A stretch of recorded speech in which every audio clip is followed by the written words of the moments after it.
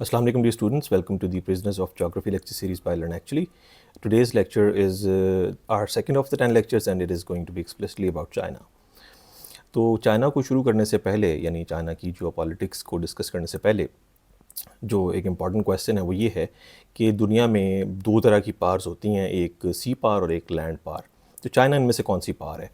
तो अगर हम इसके मैप पे एक निगाह डालें चाइना के, तो हम ये देख सकते हैं कि इस तरफ से तो चाइना समंदर से घिरा हुआ है, लेकिन फ्रॉम दी अदर साइड्स यानी ये दूसरी साइड, तीसरी साइड और इसकी ये चौथी साइड जो यानी most of the China is basically land locked. यानी लैंड लॉक्ड का मतलब ये है कि इसके जो बॉर्डर्स हैं वो कंट्री से मिलते हैं, ना कि समंदर से। तो और इसके जो समंदर से भी जो इलाके मिलते हैं वो बेसिकली दो कंट्रीज़ उस पर क्लेम कर रहे होते हैं ना, जैसे यहाँ पे नॉर्थ कोरिया है, साउथ कोरिया है और इनके दरमियान वाला जो रीजन है तो मतलब है ये दोनों पे दोनों कंट्रीज़ इस पे क्लेम करते हैं। इसी तरह से यहाँ पे जो सी ऑफ जापान का इलाका है, यहाँ पे भी चाइना जो है वो फ्रीली रोम नहीं कर सकता। तो in other words China has never been a sea power, it has always been a land power. फिर इसका लैंड मैस इतना ज़्यादा है कि इसे नेवल पार होने की ज़रूरत भी नहीं है। अच्छा, अब हमें ये जो नॉर्थ चाइना प्लेन नज़र आ रहा है ये ऑरेंज कलर में, तो basically this is also called the central plain और यही है जो चाइनीज़ सिविलाइजेशन की बर्थ प्लेस है। यानी ये चीज़ हमें याद रखनी चाहिए कि कहीं पे भी कोई सिविलाइजेशन जब वजूद में आती है तो हमेशा वो दरिया या समंदर के किनारे पर आती है, क्योंकि उसके बग़ैर जो फूड की प्रोडक्शन है दैट इज़ प्रैक्टिकली इम्पॉसिबल और फूड की प्रोडक्शन के बाद बग़ैर इंसान का सर्वाइवल पॉसिबल नहीं है। तो जैसे वादी सिंध की तहज़ीब है वो भी इस दरियाए सिंध के अतराफ़ में वजूद में आई थी, जिसे इंडस वैली सिविलाइजेशन कहते हैं। इसी तरह ग्रीक्स को भी हम देख लें, यानी कोई भी सिविलाइजेशन जो है that can not survive without the presence of water. अच्छा, और यही नॉर्थ चाइना प्लेन जो है ये दुनिया का इस वक्त सबसे ज़्यादा डेंसली पॉपुलेटेड रीजन है। अच्छा, इसको फर्दर अंडरस्टैंड करने के लिए ना हम इसके जो सराउंडिंग में जो दरिया यानी बह रहा है जिसको येलो रिवर कहा जाता है, let's have a look at that in the next slide. तो ये बेसिकली जो रिवर हमें नज़र आ रहा है ये ब्लू कलर का, this is called the Yellow River, sorry. तो ये जो येलो रिवर है this is what is actually surrounding the North China Plain, यानी इसके अंदर जो है यहाँ पे करके ये नॉर्थ चाइना प्लेन है और जिसको सराउंड किया हुआ है येलो रिवर ने। तो अगेन जो चाइनीज़ सिविलाइजेशन है इसकी बर्थ प्लेस पॉसिबल किस वजह से हुई है? येलो रिवर की वजह से। अच्छा, इस चाइना अब मतलब चलें 20वीं सदी में तो इतना तरक्की याफ्ता नहीं था, लेकिन अब तो बहुत ज़्यादा तरक्की कर गया, यानी सुपर पावर्स को चैलेंज कर रहा है। तो लेकिन जो येलो रिवर के कुछ ज्योग्राफिकल फीचर्स हैं उनको चाइना भी ज़ाहिर है कॉन्कर नहीं कर सका। And one of those is के जो येलो रिवर है ये इस पे बहुत फ्रीक्वेंट और डेविस्टेटिंग किस्म के फ्लड्स आते हैं और इसको इसी वजह से ना एक वो नाम भी चाइनीज़ सिविलाइजेशन या चाइनीज़ लोगों ने दिया हुआ कि scourge of the sons of Han. यानी अगर आप गूगल सर्च में टर्म लिखें scourge of the sons of Han तो बजाय इसके कि scourge of the sons of Han पे कोई बात है तो येलो रिवर आपको दिखाया जाएगा, यानी इसका बाकायदा निकनेम है। अच्छा अच्छा, और इस इलाके की जो इंडस्ट्रियलाइजेशन का प्रोसेस है that began in the latter half of the 20th century, यानी ये जो रीजन है तो यानी 1950s के बाद रैपिड इंडस्ट्रियलाइजेशन यहाँ पे हुई है और यानी बड़ी तेज़ी के साथ ये इलाका जो है यानी इंडस्ट्रियली तरक्की कर चुका है। अच्छा, लेकिन हैविंग सेड दैट जो येलो रिवर है वो इतना ज़्यादा पोल्यूटेड है और टॉक्सिक वेस्ट से इतना ज़्यादा वो क्लॉग्ड हो चुका है कि इवन वो कई दफ़ा यानी समंदर तक पहुंचने में से मुश्किलात पेश आ रही होती हैं, यानी उसका पानी समंदर तक नहीं पहुंच सकता, इतना ज़्यादा उसमें पोल्यूशन जमा हो चुका है। लेकिन जितना भी मर्ज़ी इसमें गंदगी हो, जो येलो रिवर चाइना के लिए है यानी चाइना के लिए जो येलो रिवर की हैसियत है वो वही है जो मिस्र के लिए दरियाए नील की है, यानी कि the cradle of its civilisation. अच्छा जी, तो अब हमारी नेक्स्ट स्लाइड क्या दिखा रही है हमें कि जो इस प्रोटो चाइना का हार्ट है वो बेसिकली गोबी डेजर्ट की हार्श लैंड्स हुआ करती थी, यानी the one in the yellow. और जिसको अब जो है हम क्या कहते हैं, मंगोलिया कहते हैं। यानी मंगोलिया का इलाका जो है that is now basically covering the majority of the Gobi desert. अच्छा जी, और अगर हम towards the west of China देखें, यानी this is the whole of the China, तो इसके अगर हम वेस्ट पे देखें तो चाइना बेसिकली राइज़ कर रहा है। यानी देखें, अगर हम ये इस तरह से देखें तो यानी basically this is rising all the way towards its left, और ये यानी बिल आखिर ये कहाँ पहुँचता है, तिब्बत के सतह मुर्तफ़ा पे, यानी तिब्बतन प्लेट्यू। यानी यहाँ से चाइना बेसिकली, यानी चलें यहाँ से हम ले लें तो ये राइज़ कर रहा है, बेसिकली राइज़ करते करते this reaches towards the Tibetan plateau. Plateau कहते हैं सतह मुर्तफ़ा, यानी सतह मुर्तफ़ा का मतलब ये है कि ऐसी फ्लैट लैंड जो एक ऊंचाई पर हो। तो पाकिस्तान के बच्चे बच्चे को एक तो पता ही है ना, सतह मुर्तफ़ा पोठोहार, तो ये भी उसी तरह की सतह मुर्तफ़ा है एक। और अगर हम तिब्बत के प्लेटो से आगे जाएं तो दिस बिकम्स दी हिमालयाज़। तो ये आगे हिमालयाज़ का सिलसिला शुरू हो जाता है that eventually ends in Karakoram, और जो कि फिर पाकिस्तान में एंटर होता है। अच्छा, और जो चाइना के साउथ ईस्ट में और साउथ में क्या है वो हमें नज़र आ रहा है कि इसके सीज़ हैं। यानी this is the southern reason of China, sorry ये तो सॉरी ईस्टर्न है। यानी अगर ये हम यहाँ से ड्रॉ करें एक line, this is south and south east, और ये साउथ पे भी इसके क्या हैं, सीज़ हैं।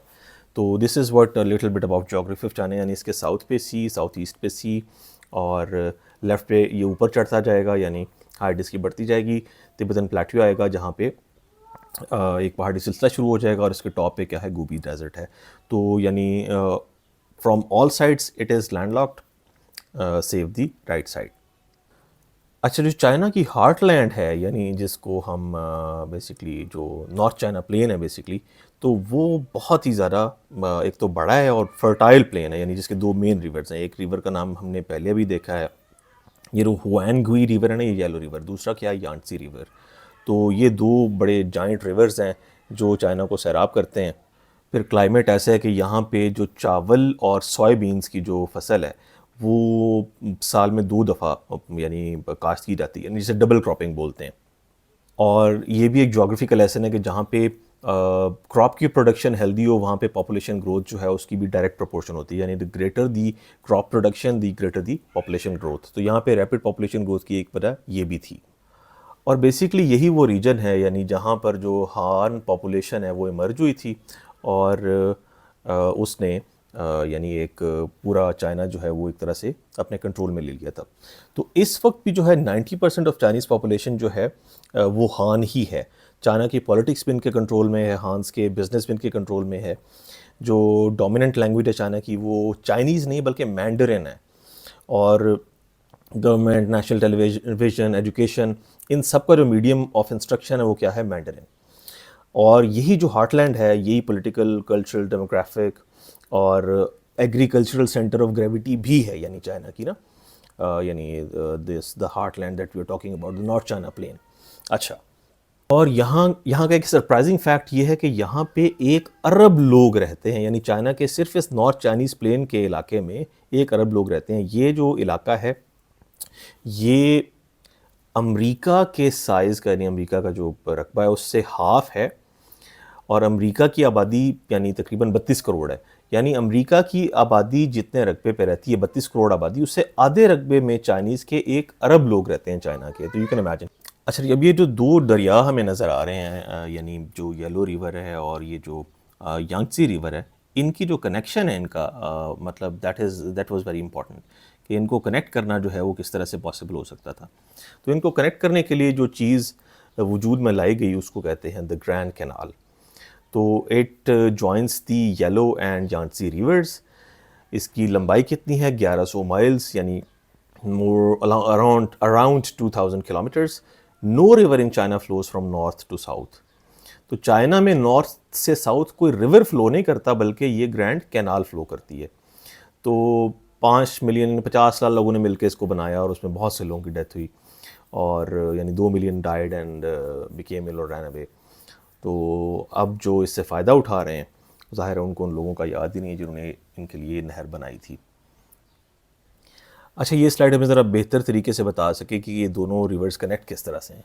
तो यानी अगर हम इसको क्लोजली ज़रा ऑब्ज़र्व करने की ट्राई करें तो ये हम देख सकते हैं कि जो ये येलो रिवर है जो कि let me turn on the, यानी this one is the yellow river that is flowing across इस तरह से, और ये वाला यांसी रिवर है जो भी अक्रॉस फ्लो कर रहा है। और इनको कनेक्ट करने के लिए ये जो ईस्टर्न रूट है और ये कौन सा है, सेंट्रल रूट है ग्रैंड कैनाल का, जो कि इन दो दरियाओं को कनेक्ट करती हैं। और इन दोनों जो कैनाल्स को बनाया था वो मतलब थोड़ी सी हमें पता होना चाहिए कि सुई डायनेस्टी ने बनाया था, यानी बहुत सारे लोगों को कंट्रोल किया और फिर ये नेविगेबल वाटरवे बना दिया। और इसी के नतीजे में नॉर्थ और साउथ जो मतलब हान पॉपुलेशन है वो एक दूसरे से क्या हो गई, कनेक्ट हो गई। तो और इसके यानी एज ए रिज़ल्ट नॉर्थ और साउथ ऐसे कनेक्ट हुए कि चाइना का नॉर्थ और साउथ दोनों एक ही वक्त में बहुत तेज़ी से प्रोग्रेस करने लगे। लेकिन अभी तक वो मसला फिर भी कंट्रोल नहीं हो सका जो येलो रिवर को इसका नाम दे चुका है the scourge of sons of Han, के इसमें फ्लड्स अभी तक आते हैं, इसका कोई इलाज नहीं हो सका। अच्छा, और इसी वजह से चाइना के जो कोस्टल प्रोविंसेस हैं या सिटीज़ हैं, जैसे मिसाल के तौर पर शंघाई है, तो ये देखें बिल्कुल कोस्ट पे है, बीजिंग है वो भी कोस्टल रीजन पे है, तो वो बहुत तेज़ी से इन्होंने तरक्की की है। तो लेकिन इसकी कॉस्ट क्या है, इसकी कॉस्ट ये है कि बहुत ज़्यादा लोगों की माइग्रेशन भी यहाँ पे हुई है कि यहीं पे लोग देखते हैं कि तरक्की हो रही है, तो बहुत ज़्यादा इन्फ्लक्स हुआ है अर्बन एरियाज़ में लोगों का। और फिर रीजनल डिफरेंसेस भी पैदा हुए हैं कि कहीं पे आबादी बिल्कुल कम है, कहीं पे आबादी बहुत ही ज़्यादा है। तो इस तरह के प्रॉब्लम्स हैं, यानी लेफ्ट ऑफ द चाइना जो है that is not as prosperous as compare to the right of China. और उसकी रीज़न क्या है कि they are the coastal cities. अब तो अमेरिका में इसमें रिसर्च भी हो चुकी है कि अमेरिका में वो लोग ज़्यादा तरक्की याफ्ता रहे हैं, हिस्टोरिकली उन लोगों ने ज़्यादा तरक्की की है जो कि ना अमेरिकी दरियाओं के किनारे बसते थे। आज भी सबसे ज़्यादा वहाँ पे तरक्की याफ्ता लोग हैं। तो ज्योग्राफी जो है वो मोर और लेस हमारी डेस्टिनी डिसाइड कर रही होती है, और हम चल रहे होते हैं कासिम अली शाह की मोटिवेशन पे कि आप जहाँ भी पैदा हुए हैं अफ्रीका के जंगल में भी, तब भी आप जो है वो दुनिया के सबसे अमीर आदमी बन सकते हैं। और ये जो है हम चूरन वो बेच रहे हैं और हम चूरन खा रहे हैं। Anyways, let's find out a surprising fact, और वो है कि चाइना का जो राइट मोस्ट सिटी है, बल्कि सॉरी लेफ्ट मोस्ट इसका प्रोविंस है जिसका के नाम है जिनजियांग। तो Germany, France, UK, Austria, Switzerland, Netherlands, Belgium, Luxembourg, plus still some space left, यानी जिनजियांग जो है वो चाइना का एक प्रोविंस है जो कि Germany, France, UK, Austria, Switzerland, Netherland, Belgium, Luxembourg और इन सब को मिला के भी इनका रकबा मिला लें तो भी वो जिनजियांग से छोटे होंगे, और जिनजियांग में अभी भी मज़ीद गुंजाइश बाकी होगी। तो we can imagine how large a province is Xinjiang. अच्छा, इस प्रोविंस के साथ ना हमारी यानी एज ए मुस्लिम जो है वो दिलचस्पी बहुत ज़्यादा होनी चाहिए। उसकी रीज़न ये है कि जो जिनजियांग है यहाँ पे मेजॉरिटी ऑफ मुस्लिम पॉपुलेशन रहती है, जिसको ना युगूर जिसको बोलते हैं, युगूर मुस्लिम पॉपुलेशन, तो जो जिनजियांग में रहते हैं। तो बेसिकली ये मुस्लिम पॉपुलेशन थी यहाँ पे, और इसी वजह से ये एक पेरेनियल सोर्स ऑफ इंस्टेबिलिटी है, यानी यहाँ पे इंसरेक्शंस भी होती हैं और मतलब है। लेकिन हान जो है वो इस पे टोटल कंट्रोल चाहते हैं, और उन्होंने इसको इस तरह से इस इलाके को कंट्रोल किया, यानी यहाँ पे एक तरह से दूसरा जो है हिटलर पैदा हो चुका है हान डायनेस्टी की शक्ल में, और कंसंट्रेशन कैंप्स हैं बाकायदा वहाँ पे, यानी सिस्टमैटिक किलिंग हो रही है। और फिर वहाँ पे जो डेमोग्राफिक चेंजेस हैं वो भी हो रहे हैं, यानी ज़्यादा से ज़्यादा हान्स वहाँ पे जाके सेटल हो रहे हैं, और ताकि जो वहाँ पे पॉपुलेशन की जो रेशो है उसको डिस्टर्ब किया जा सके, यानी हान ज़्यादा हो जाएं और मुस्लिम्स कम हो जाएं, और इवेंचुअली फिर वो ज़ाहिर है मुस्लिम्स उसको मतलब क्लेम ही नहीं कर पाएंगे। तो माओ साहब जो हैं हमारे, ये माओ नहीं है तो ये जिनपिंग है। तो माओ ने बेसिकली पावर को ऐसा सेंट्रलाइज किया, यानी उससे पहले माओ से पहले किसी भी डायनेस्टी में इस तरह से सेंट्रलाइज्ड जो पावर थी वो नहीं थी। यानी अगर हम थोड़ा सा पीछे जाएं और इसको देखें मैप को, तो उन्होंने क्या किया कि रशियन कंट्रोल जो है या मंगोलिया के अंदर उनका जो इन्फ्लुएंस है रशियंस का, उसको भी कंट्रोल किया। तिब्बत की एनेक्सेशन, यानी तिब्बत देखें इस मैप में हमें तिब्बत नज़र नहीं आ रहा। क्यों नहीं आ रहा? यानी ये मैप गलत नहीं है, ये चाइना का पार्ट है, यानी चाइना ने अपना इसका पार्ट शो किया हुआ है। तो तिब्बत जो है 1951 में इसकी एनेक्सेशन उन्होंने कंप्लीट की, इसके ऊपर कब्ज़ा कर लिया। तो लेकिन मतलब है इन द बिगिनिंग चाइना बहुत ज़्यादा कमज़ोर था, मतलब है बहुत ज़्यादा गरीब भी था, स्पेशली वो इलाके, यानी ये इलाके जो है ना, यानी जो बिल्कुल लैंडलॉक्ड हैं और कोस्टल एरिया से दूर हैं, यहाँ पे मसाइल थे चाइनीज़ के लिए, लेकिन यहाँ जो है प्रॉस्पेरिटी हो रही थी, यानी टूवर्ड्स द राइट। तो अब हम चलते हैं जनाब शी जिनपिंग साहब की तरफ। ये जो कोटेशन लिखी हुई है ना यहाँ पे, सोशलिज्म विद चाइनीज़ कैरेक्टरिस्टिक्स, तो बेसिकली ये जो कोटेशन है ये इनकी नहीं है शी जिनपिंग की, ये है डेंग याओपिंग की। तो उसका मतलब, यानी अपेरेंट मतलब क्या है, total control for the communist party in capitalist economy, यानी चाइना की इकोनॉमी जो है वो किसी भी तरह से कैपिटलिज्म से अलहदा नहीं कही जा सकती, यानी इट इज़ 100% कैपिटलिस्ट, लेकिन जो कंट्रोल है इस पर वो सोशलिस्ट पार्टी का। तो सोशलिज्म विद चाइनीज़ कैरेक्टरिस्टिक्स, यहाँ पे चाइनीज़ कैरेक्टरिस्टिक्स का जो तर्जुमा है वो हम क्या करेंगे जी, वो हम करेंगे capitalism. So it is not any other sort of ism. Both history and our present reality tell us that only socialism can save China. Ha ha ha. And only socialism with Chinese characteristics can develop China. This is the conclusion of history, the choice of our people. तो choice of our people क्या है, जो ये decide करते हैं वो choice of people होती है। यानी चाइना में जो जिस सिवियर किस्म की डिक्टेटरशिप है वो हम इमेजिन भी नहीं कर सकते। यानी आप देखें ना कि फेसबुक वहाँ पे नहीं है, इवन व्हाट्सएप नहीं है चाइना में, तो चाइना का अपना और स्काइप भी नहीं चलता वहाँ पे। तो चाइना में इस जो व्हाट्सएप का अल्टरनेटिव है वो वी चैट है। तो वी चैट आप चलाते हैं तो, और वो चाइना के लोग ही यूज़ कर पाते हैं, यानी आप वी चैट को इंस्टॉल करने की ट्राई करें तो you will not be able to install it unless someone invites you to WeChat. तो वहाँ पे बहुत ज़्यादा कंट्रोल है इस हवाले से। तो आज़ाद लेकिन माशाल्लाह चाइनीज़ हैं, और जो हम चाहते हैं वो कर रहे हैं, जुमले जो मर्ज़ी बुलवा लो इनसे। अच्छा, नेक्स्ट अब ये हम तस्वीर देख सकते हैं कि यानी 4 टैंक्स के सामने एक अकेला आदमी खड़ा है, यानी ये दुनिया की चंद मशहूर तस्वीर में से एक है। तानमन स्क्वायर का वाक़या है जहाँ पे एक मैसेकर हुआ था प्रोटेस्ट के नतीजे में, यानी लोग सिर्फ एहतजाज कर रहे थे पुरअमन, और चाइनीज़ आर्मी ने आके उड़ा के रख दिया उन्हें, और इससे चाइना की सारी दुनिया के सामने बहुत ज़्यादा सुबकी हुई चाइना जो है दुनिया में बहुत ज़्यादा बदनाम हो गया। यानी this was in late 1980s। तो लेकिन जो तानमन स्क्वायर का वाक़या है इसको चाइना ने इतनी जल्दी से रिकवर किया, यानी आमतौर पे इस तरह से नहीं होता। यानी इस तरह के अगर वाक़यात हो रहे हैं तो they take time for the people to forget. जैसे जॉर्ज फ्लॉयड का वाक़या हुआ था तो उसने भी बहुत ज़्यादा हाइप हासिल कर ली थी अमेरिका में। तो लेकिन चूंकि अब तो खैर मीडिया उनके बहुत ज़्यादा कंट्रोल में है, तो मतलब they had it disappear within days. लेकिन at the time in late 1980s situation was not so, और चाइना जो है वो पूरी दुनिया के रडार में आ गया था कि यहाँ पे तो मासूम लोगों का कत्ले आम हो रहा है, कत्ल व गारत हो रही है। यानी जिस तरह से हमारा जलियांवाला बाग का केस था ना, कि लोग सिंपली एहतराज कर रहे थे और वहाँ पे लोगों ने फायर खोल दिया था ब्रिटिश ऑफिसर्स ने, तो ये उसकी एक तरह से रेपुटेशन थी। अच्छा, लेकिन उसके बावजूद यानी 90s के एंड में अगर आप देखें तो चाइना जो है ये चाइना के नीचे आप देख रहे हैं ना रेड में, ये हांगकांग है। तो इसने हांगकांग को भी रिकवर कर लिया था। किससे? ये किससे कंट्रोल में था पहले? ब्रिटिश कंट्रोल में। और जो मकाओ है, ये छोटा सा, हमें ये देखें ना, ये रेड दायरे जो 2 नज़र आ रहे हैं हमें, ये मकाओ है। तो इसने इसको भी रिकवर कर लिया था। किससे? पुर्तगाल से, पोर्चुगीज़ से।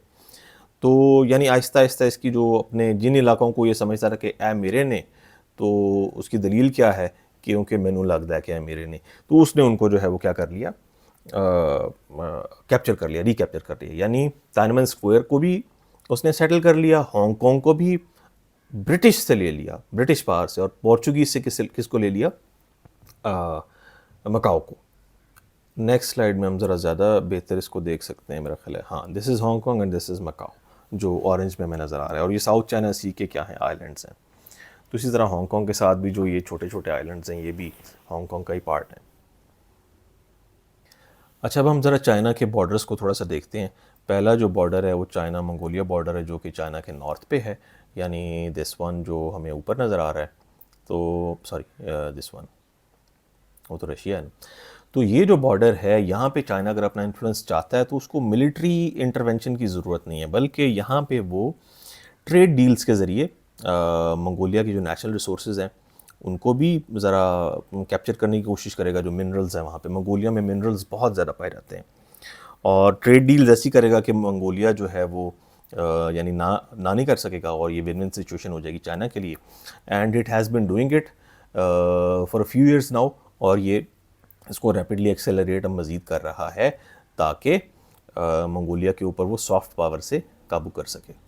इसका एक नतीजा ये भी होगा कि जो हान पॉपुलेशन है ना, अब ज़ाहिर है चाइना में आबादी इतनी ज़्यादा हो गई, यानी नॉर्थ चाइना के इलाके में, नॉर्थ चाइनीज़ रीजन में, कि वो उनके लिए नेचुरल है कि वो यहाँ पे माइग्रेट कर जाएं, हान्स जो है मंगोलिया में। तो ये भी चाइना को एक फ़ायदा ही होगा, ज़ाहिर है।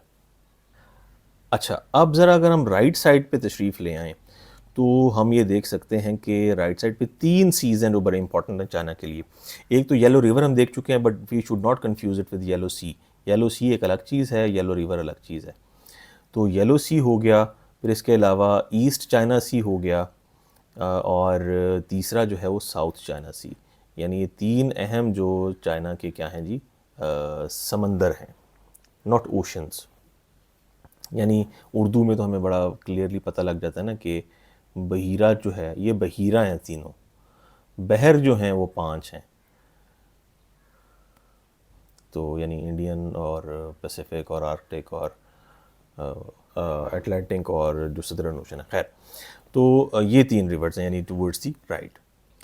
अच्छा, अब अगर हम चाइना के साउथ की तरफ आ जाएं तो इसका ये वियतनाम के साथ बॉर्डर है, लाओस के साथ, और म्यांमार के साथ, और भूटान और बांग्लादेश के साथ। तो आप ये इस चीज़ पे गौर करें कि आइडियोलॉजिकली जो है ना, चाइना और वियतनाम जो हैं वो एक दूसरे के साथ मतलब काफ़ी मैच करते हैं, लेकिन इनकी जो ज्योग्राफी है उसने, यानी आइडियोलॉजी की जो है वो, जैसे कहते हैं ना, आइडियोलॉजी का जो मतलब है वो यानी क्या होता है ये वाला, I think I shouldn't speak this, काफ़ी लेकिन मशहूर वर्ड है।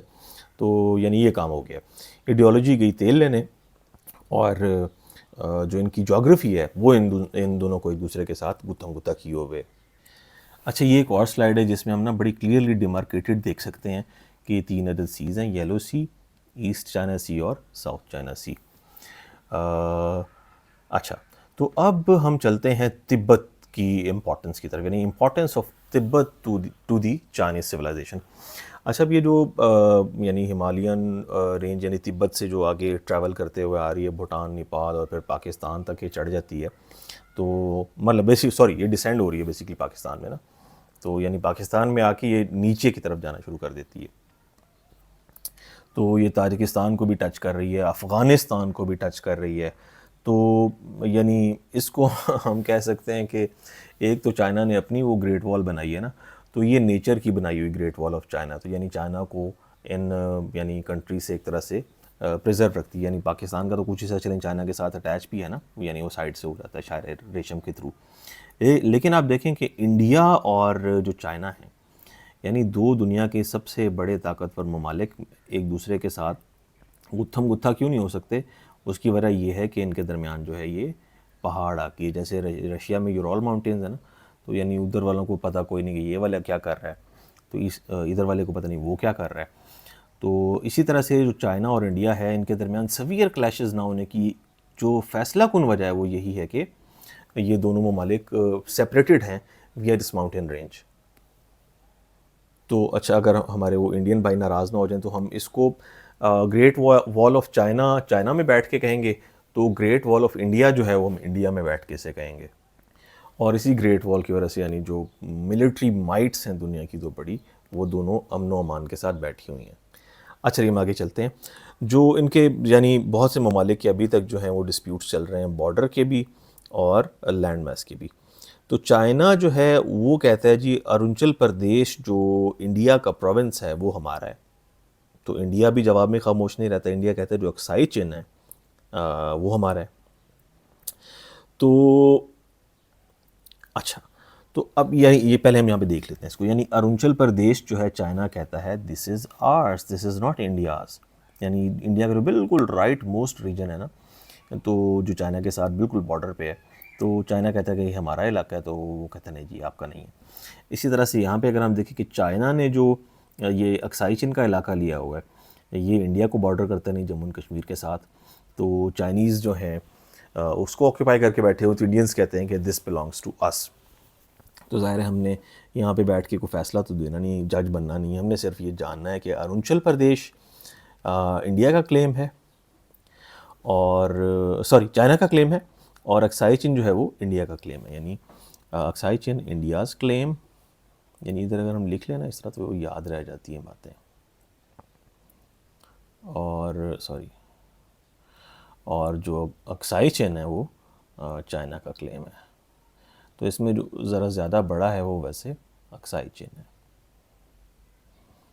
अच्छा जी, तो नेक्स्ट बात ये है कि जो इंडिया और चाइना को जो कनेक्ट करता है वो सिर्फ इंडिया और तिब्बत का बॉर्डर है।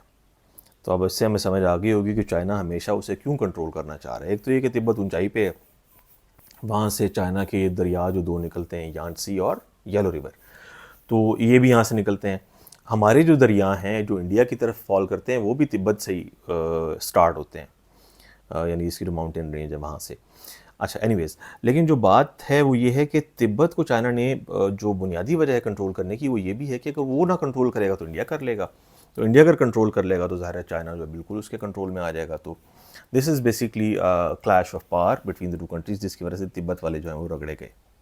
और चूंकि यहाँ पे मतलब यहीं से तिब्बत से ही चाइना के तीनों दरिया निकलते हैं, सॉरी हाँ 3 दरिया, तीसरा मीकोंग है और वो जो दूसरा यांसी और येलो रिवर है, तो इसीलिए तिब्बत को चाइना का वाटर टावर भी कहा जाता है। और आप तिब्बत की अहमियत का इससे अंदाज़ा लगा लें कि पानी का इस्तेमाल अमेरिका और चाइना का तकरीबन बराबर है, लेकिन एक छोटा सा फ़र्क ये है कि चाइना की आबादी जो है वो अमेरिका से 5 गुना ज़्यादा है। अच्छा, तिब्बत के लिए ना बहुत से ह्यूमन राइट्स के मतलब है जो चैम्पियंस बने फिरते हैं, नाम नहाद बराक ओबामा साहब हो गए जैसे, या कुछ रियल चैम्पियंस भी हैं जैसे रिचर्ड गियर एक्टर है एक हमारा नहीं सॉरी हॉलीवुड का, तो वो उसने बड़ी कैंपेन्स की हैं तिब्बत वालों के हक़ में।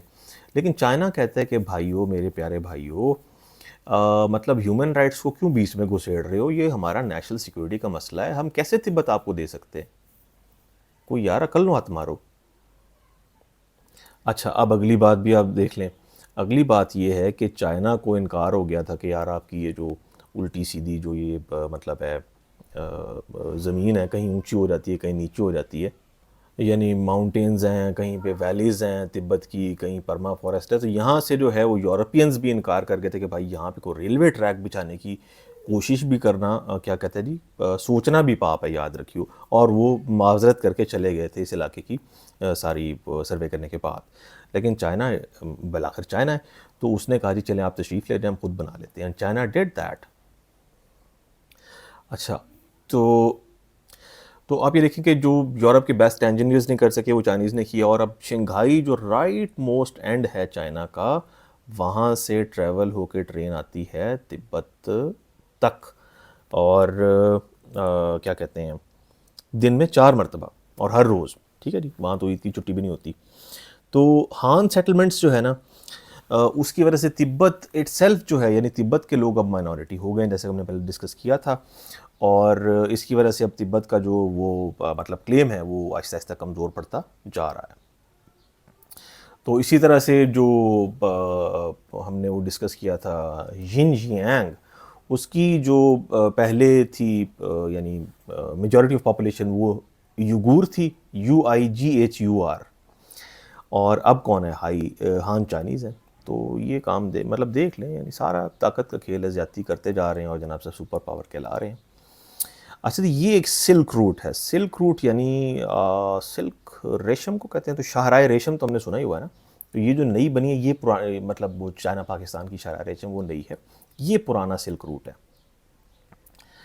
तो यानी इसको हम कहते हैं द बॉर्डर विद कज़ाकिस्तान, यानी which leads back round north to Mongolia, यानी कज़ाकिस्तान के बॉर्डर से लेके आप वैसे तो यूरोप से आप तशरीफ़ लाते थे यहाँ पे, वो अलग बात है, लेकिन हमारे लिए जो है वो है जो कज़ाकिस्तान का जो बॉर्डर है वहाँ से लेके आप सीधा मंगोलिया तक चले जाते हैं, तो वो क्या है, एंशियंट सिल्क रूट है। तो अच्छा, ये दिस डज नॉट डायरेक्टली वैसे रिलेट टू आर यानी टॉपिक ऑफ ज्योग्राफी यानी प्रेजेंस ऑफ ज्योग्राफी, तो चलें, लेकिन बाहर ले जानना हमारे लिए अच्छा है कि यानी एंशियंट सिल्क रूट जो है यानी अर्लीस्ट सिविलाइजेशन का, वो भी मतलब इतना कंप्लीट था और मोर और लेस लैंड बेस्ड था, थोड़ा सा उनको वाया सी भी ट्रैवल करना पड़ता था। अच्छा, जो इसमें अहम बात है वो अब फिर हम यिंग जियांग की तरफ ज़रा ट्रैवल करते हैं। जो यिंग जियांग है वो बेसिकली बॉर्डर कितनी जगहों पे साथ है, किर्गिज़िस्तान हो गया, इसके बाद अफ़गानिस्तान हो गया, पाकिस्तान हो गया, नेपाल हो गया, और ये थोड़ा सा रशिया भी हो गया यहाँ पे, और ये फिर मंगोलिया भी हो गया। तो ये कुल मिला के यानी 8 कंट्रीज़ हैं जो कि बॉर्डर हैं जस्ट एक यिंजियांग प्रोविंस के। अच्छा, यिंजियांग में पहले भी यानी ट्रबल्स थे और अब भी होंगे। उसकी वजह जो है वो वहाँ पे मेजॉरिटी ऑफ मुस्लिम पॉपुलेशन जो है वो है, यानी अब तो खैर नहीं रही, लेकिन बहरहाल वो मुसलमान अभी इतनी तादाद में हैं, उनकी जो यानी सिस्टमेटिक किलिंग हो रही है उसके बावजूद कि वो 2 दफ़ा तो उन्होंने इंडिपेंडेंस डिक्लेयर कर दिए चाइना से, लेकिन चाइना ज़ाहिर है, चाइना एक पार है, वो उनका क्या मुकाबला कर सकते हैं अनलेस एंड अनटिल कि कोई इंटरनेशनल इंटरवेंशन हो उसमें। तो फिर कुछ ये जो बनी हैं ऑर्गेनाइजेशंस भी बनी हैं, ये 2 ऑर्गेनाइजेशन, एक तो वर्ल्ड यूइगुर कांग्रेस है और दूसरी ये जो बनी हुई है, ये तुर्कियों वालों ने मिलकर एक ऑर्गेनाइजेशन बनाई। बेसिकली जो यूगूर लोग हैं तो वो बेसिकली जो लैंग्वेज बोलते हैं वो ईस्टर्न टर्किश टाइप लैंग्वेज है, यानी तुर्की से मिलती जुलती लैंग्वेज है। तो इसी वजह से यानी जब वो रशिया कोलैप्स हुआ था ना, तो उसको देख के उन्होंने कहा जी रशिया कोलैप्स होने से इतने स्थान बन गए हैं, तो यिंग जियांग भी जो है वो अलहदा हो ही जाएगा। वो जीत गया है, वो अलहदा हो गया, तो हम भी अलहदा हो जाएंगे। यानी आम तौर पे हमारा सोचने का अंदाज़ है ना कि उसने मेहनत की तो वो भी कामयाब हो गया, मैंने मेहनत की तो मैं भी कामयाब हो गया, ऐसा ज़ाहिर नहीं होता, तो ऐसा इस केस में भी नहीं हुआ। अच्छा, यिंग जियांग जो है ना, ये भी यानी समझने वाली बात है कि जिस तरह तिब्बत को चाइना नहीं मतलब है छोड़ सकता, उसकी मजबूरी है, इसी तरह यिंग जियांग को भी वो नहीं छोड़ सकता। उसकी वजह ये है कि एक तो देखें 8 कंट्रीज़ की तरह इसका बॉर्डर है, फिर यानी हार्टलैंड को ये बफर कर रहा है, फिर इसके अंदर तेल भी बहुत ज़्यादा मौजूद है, ये एक इजाफी इसका फ़ीचर है। फिर न्यूक्लियर वेपन टेस्टिंग साइट्स जो है तो वो भी यहाँ पे जिनजियांग में है। फिर ये कि अब जो आबादी बढ़ बढ़ के यहाँ पे 40% तो हान पॉपुलेशन हो गई है, तो वो किस तरह से मतलब इसको अलग करें। तो जो वहाँ पे हैं उनके मेरे ख्याल में बेस्ट इंटरेस्ट में यही है कि यानी अगर कोई ओपिनियन ईटिंग करने की इजाज़त दे, ओपिनियन देने की, तो मतलब in my opinion it would be best for them to settle something, settle upon something less than the complete independence of Xinjiang. अच्छा, फिर चाइनीज़ जो है ना वो ये भी करते हैं कि जो मुस्लिम सेपरेटिस्ट हैं उनको टेररिस्ट डिक्लेयर करके, यानी उनकी जो दुनिया के सामने वो पिक्चर पेश करते हैं, वो कहते हैं ये दहशत गर्द हैं और चाइना में जो है दहशतगर्दी फैला रहे हैं। फिर यानी ताजिकिस्तान में जहाँ पे मिसाल के तौर पे इनका अलकायदा को होल्ड है, तो वो कोशिश कर रहे हैं यूगोर सेपरेटिस्ट के साथ, ये दैट्स अ फैक्ट। लेकिन ये मतलब है इस सब के बावजूद जो मूवमेंट है वो नेशनलिस्ट तस्वुर की जा रही है as compare to Islamic movement. यानी इस्लामिक मूवमेंट लोग इसे कहते हैं, लेकिन वो नेशनलिस्ट पहले है, इस्लामिक से बाद में, यानी लोगों की परसेप्शन ये है। तो लेट्स फॉर्ज अहेड। ये जो हमें नज़र आ रहा है ये कैश 22 है। Are you concern for your own safety in flying this missions, यानी ये पायलट से पूछा जा रहा है, उसने कहा येस। तो this is rational so you can not be exempted on ground of insanity. तो उसने कहा फिर भी आपको माफ़ी नहीं मिल सकती। और अगर वो कहता है नो, तो उसे कहा गया है कि आप मिशन फ्लाई करना जारी रखें, और जब वो जारी रखेगा तो यस करेगा तो फिर वो मारा जाएगा। यानी दोनों केसेस में आप मारे जा रहे हैं। तो वो बड़ा एक वो मशहूर सा एक वो मीम बनी थी शायद कि मॉर्फियस पूछता है ना जब नियो से कि अपने दोनों हाथों में एक वो ब्लू पिल होती है, एक रेड पिल होती है, तो वो कहता है कि ब्लू पिल आप खाओगे तो आप मर जाओगे। तो कहता है व्हाट अबाउट द रेड, तो कहता है कि रेड भी इफ़ेक्ट सेम होगा रेड का भी, लेकिन स्ट्रॉबेरी फ्लेवर होगा। तो अच्छा, तो इसी तरह से कैच 22 का मतलब ये है कि हम दोवां पासों जो है प्रोग्राम वो हो चुका है। अच्छा, अब इसका कैच 22 का चाइना के साथ क्या रिलेशनशिप है? तो पहली बात ये है कि चाइना की 40% से ज़्यादा जो ज़री ज़मीन है वो या पोल्यूशन का शिकार हो गई, या उसकी जो टॉप सॉइल है वो बहुत ज़्यादा कमज़ोर हो गई है। और at the same time China को इंडस्ट्रियलाइजेशन और मॉडर्नाइजेशन की भी अशद ज़रूरत है, यानी मुसलसल, यानी वो स्टैंडर्ड्स ऑफ लिविंग को रेज़ करते रहना उसकी रिक्वायरमेंट है। लेकिन एक तरफ अगर आप स्टैंडर्ड्स ऑफ लिविंग रेज़ करेंगे तो उसकी कॉस्ट क्या होगी? फूड प्रोडक्शन कम हो जाएगी। क्यों? क्योंकि वो ज़ाहिर है सॉइल्स पे असरअंदाज होगा, एनवायरनमेंट पे असरअंदाज होगा। तो अच्छा, अब ये दोनों तरफ से चाइना जो है प्रॉब्लम का शिकार है, और अगर इसने इसको एड्रेस ना किया तो चाइना में क्या होगा? अनरेस्ट होगा। तो हमने चूंकि देखा ये कैच 22 है, तो अनरेस्ट तो अपेरेंटली हो के ही रहेगा। तो एक ये बात होगी। दूसरी बात ये कि चाइना में ऑन एवरेज 500 पीसफुल, यानी मोस्टली पीसफुल प्रोटेस्ट्स होते हैं हर दिन, यानी वैरायटी ऑफ इश्यूज़ के ऊपर होते हैं। तो अगर हम अभी सूरत हाल ये है, यानी 500 एहतजाज डेली होते हैं रोज़ाना, कैन यू इमेजिन, यानी पूरे चाइना में। तो if you introduce math unemployment, यानी अगर हम मैथ अनएम्प्लॉयमेंट भी ऐड कर दें सूरत हाल में, मैथ हंगर भी ऐड कर दें, तो इसका मतलब है कि 500 से प्रोग्राम बहुत ज़्यादा आगे पहुंच चुका होगा। तो क्या कहते हैं, इसके मतलब चाइनीज़ बार्गेन क्या है इन सर्कमस्टांसिस में, यानी बाकी दुनिया के साथ? वो कहते हैं कि हम आपके लिए ना सस्ती से सस्ती चीज़ें बनाएंगे ताकि हम इस अनरेस्ट और मैथ अनएम्प्लॉयमेंट से बच सकें, और आप मेहरबानी करके वो सस्ती से सस्ती चीज़ें ख़रीदें। पाकिस्तान में हर गली मोहल्ले में हर सड़क पे डॉलर शॉप खड़ी होगी, जहाँ 5 रुपये की ऐनक 250 में मिलेगी, 5 रुपये का खिलौना 250 में मिलेगा। हम खुश होकर ले आएंगे, हाँ हाँ बड़ा सस्ता मिला है। अच्छा, एनीवेज, तो ये चाइना की प्लानिंग है। लेकिन चाइना को ये भी पता है कि अब वो जो थाईलैंड और इंडोनेशिया है वो अब इसके राइवल्स बन रहे हैं, यानी कीमत के अतबार से, यानी वॉल्यूम में तो चाइना के वो राइवल ही बन सकते हैं। यानी एक दिन में चाइना जितने मिसाल के तौर पे बाथ टब्स प्रोड्यूस करता है उसके 1/10 भी ये प्रोड्यूस नहीं कर सकते होंगे, लेकिन उनके पास जो रॉ मटेरियल है और जिससे वो चीज़ें प्रोड्यूस करते हैं वो सेम एज़ चाइना है, थाईलैंड और इंडोनेशिया दोनों के पास। और एज अ रिज़ल्ट उनके पास प्राइस कंपेटिटिव ऑफर्स मौजूद हैं फॉर द बायर्स। तो ये चाइना के लिए बहरहाल एक प्रॉब्लम ज़रूर है। अच्छा, अब इसके नतीजे में ये भी हो सकता है कि मतलब कोई नेवल ब्लॉकेट आ जाए। हमने देखा ना चाइना कोई मतलब है नेवल पार तो है नहीं, या फिर आपके रिसोर्सेज जो हैं वो अचानक आहिस्ता आहिस्ता ख़त्म होना शुरू हो जाए। मेरा मतलब है कि अनलिमिटेड रिसोर्सेज तो नहीं है ना ज़मीन के अंदर, वो इवेंचुअली ख़त्म होंगे। तो अब जहाँ पे ख़त्म होंगे चाइना के पास, तो वो अब किसी और कंट्री में जाएगा, तो उसके साथ मुआहदा करेगा। तो ज़ाहिर है अब चाइना अकेला तो नहीं, बाकी कंट्रीज़ भी मुआहदा कर सकते हैं। तो कोई अगर पहले चला गया चाइना से, तो there are many questions to be asked जो कि चाइना अभी एड्रेस करने की कोशिश कर रहा है। तो इसका एक हल तो चाइना ने ये निकाला है कि अपनी जो नेवी है ना उसको थोड़ा सा एक्टिव किया है। तो यानी एक तो इनकी यानी ग्रीन वाटर नेवी है, और दूसरी जो है ब्लू वाटर नेवी है। तो पहले तो हमें इन दोनों का डिफरेंस पता होना चाहिए। ग्रीन वाटर का मतलब ये नहीं कि वो सब्ज़ पानी में चलती है, क्लोरीन डालने वाले पानी में, और ब्लू वाटर वो है जो नीले पानी में चलती है।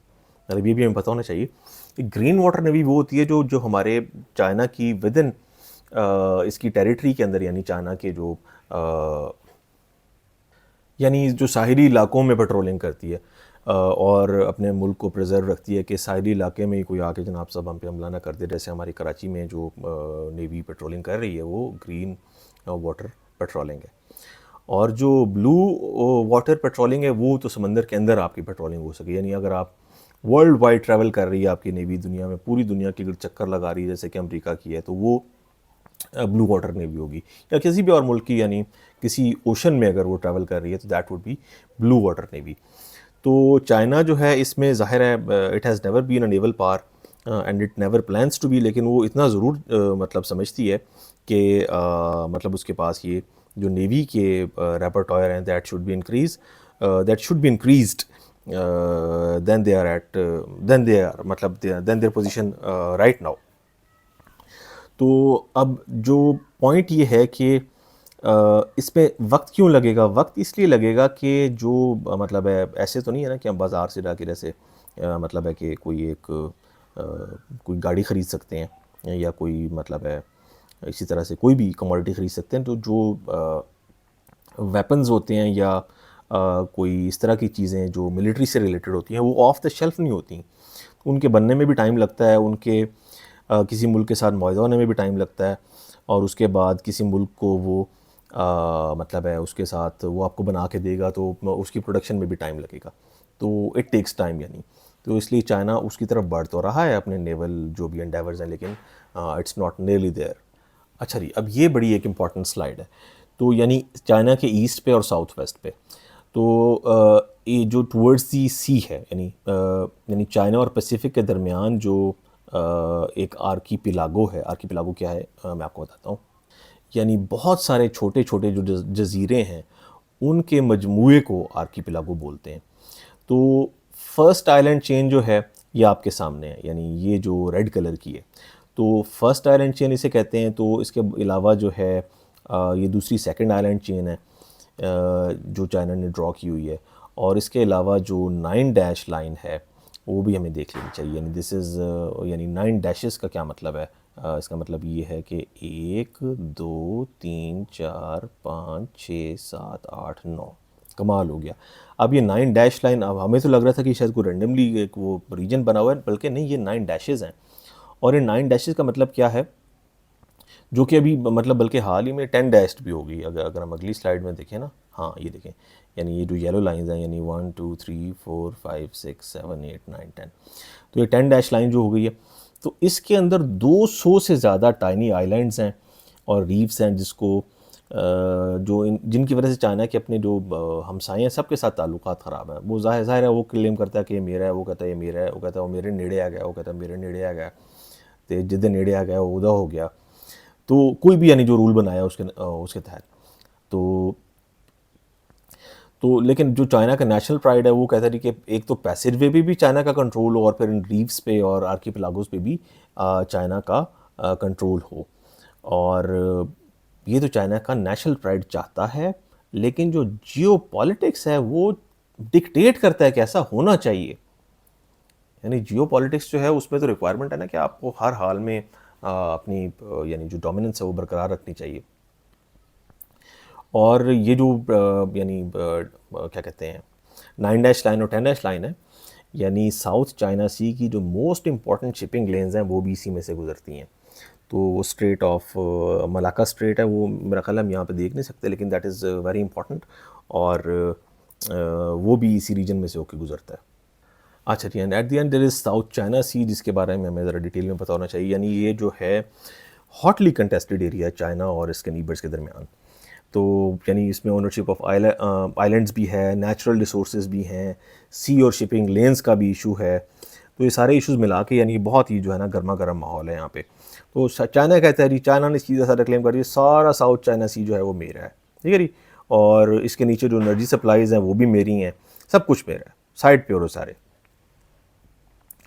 तो बाकी कंट्रीज़ कहते हैं कि जी आप कह तो ऐसे सकते हैं, लेकिन मतलब इजाज़त दें कि हमारे लिए मानना ये मुश्किल है। अच्छा जी, तो अब लेकिन चाइना का पेट जो है अभी भी नहीं भरा। आप समझ रहे होंगे कि यार उनते बस हो गई होगी, नहीं।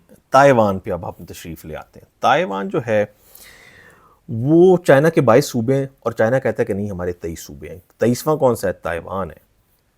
लेकिन वो ताइवान जो है अमेरिका का दोस्त है, और अमेरिका ने यहाँ जिसे कहते हैं ना तुन के रखा हुआ है अपनी एयरफोर्स को भी और अपनी जो नेवल फोर्स है उसको भी, यानी जिसे कहते हैं आर्म्ड टू द टीथ। इतनी ज़्यादा इसमें यहाँ पे इन्होंने सप्लाई कर रखी है वाशिंगटन ने यहाँ पे। तो फिर उसके बाद यानी ऑफिशियली जो चाइना ने इसको रूल किया है ताइवान को 1945 से 49 के दरमियान, इन 5 सालों में। तो इसके अलावा ताइवान को मतलब आजकल कहते हैं रिपब्लिक ऑफ चाइना, यानी जो चाइना का जो पूरा चाइना है उसको वो है पीपल्स रिपब्लिक ऑफ चाइना, लेकिन ताइवान जो है वो रिपब्लिक ऑफ चाइना, यानी पीपल्स नहीं लगता उसके साथ, ताकि इसको डिफ्रेंशिएट किया जा सके चाइना के साथ, और इसका एजेंडा भी अलग से आप देख सकते हैं। तो अब फड्डा तो हो नहीं सकता क्योंकि अमेरिका यहाँ पे है। तो चाइना क्या कर रहा है? सॉफ्ट पावर यूज़ कर रहा है। वो जुनैद अकरम जो टकलू है ना, वो सॉफ्ट पावर का बड़ा वो चैंपियन बनता है। तो बहरहाल वो कुछ जगहों पे है भी। तो ट्रेड और टूरिज़्म जो है वो इन दोनों स्टेट्स के दरमियान जो है वो इंक्रीज़ होनी चाहिए, तो इसके नतीजे में जो है वो चाइना और ताइवान के रिलेशनशिप्स अच्छे हो जाएंगे and China will ultimately be able to take over Taiwan. तो ये उनका लॉन्ग टर्म प्लान है। तो अब हम ये देख सकते हैं कि साउथ चाइना सी में अगर आप पैसिफिक में जाते हैं या इंडियन ओशन में जाते हैं तो मतलब प्रॉब्लम तो होगा ना, यानी ये तो होगा, यानी चाइना के शिप्स जो हैं उनको मसाइल का मतलब मसाइल का शिकार वो रहेंगे। और यही जो रूट्स हैं, ये वाटरवेज हैं ऑयल और गैस के, इसके अलावा चाइना सर्वाइव कर ही नहीं सकता।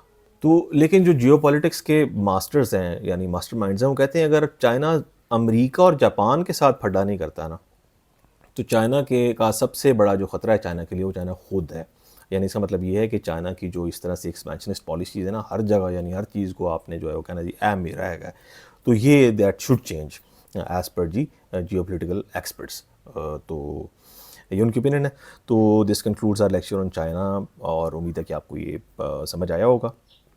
तो as always if there are any questions तो आप कमेंट सेक्शन में पूछ सकते हैं, और see you in the next lecture that is going to be on the world super power United States of America. तो with that take care and